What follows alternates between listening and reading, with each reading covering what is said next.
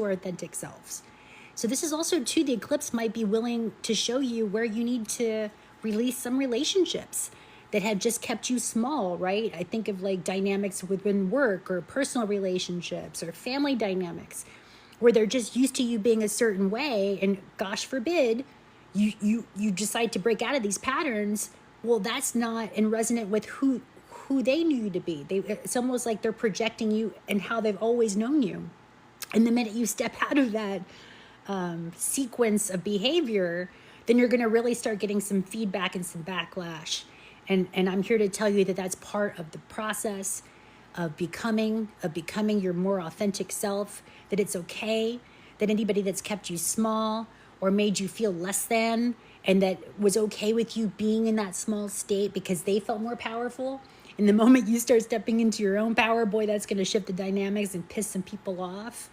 And I'm here to tell you it's okay.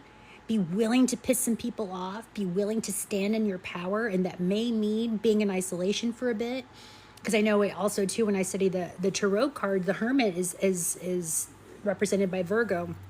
And the Hermit goes into hermit mode, right? It's got to go into its own inner resources and gather that power within itself.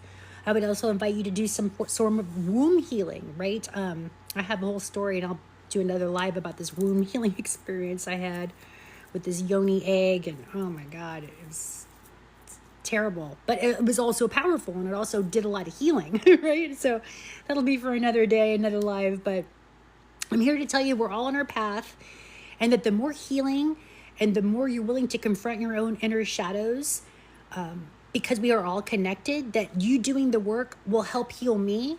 And the more that I keep doing my inner work, that will help heal you, right? We're all part of this collective field. So the healing is not in vain, and it's not in isolation.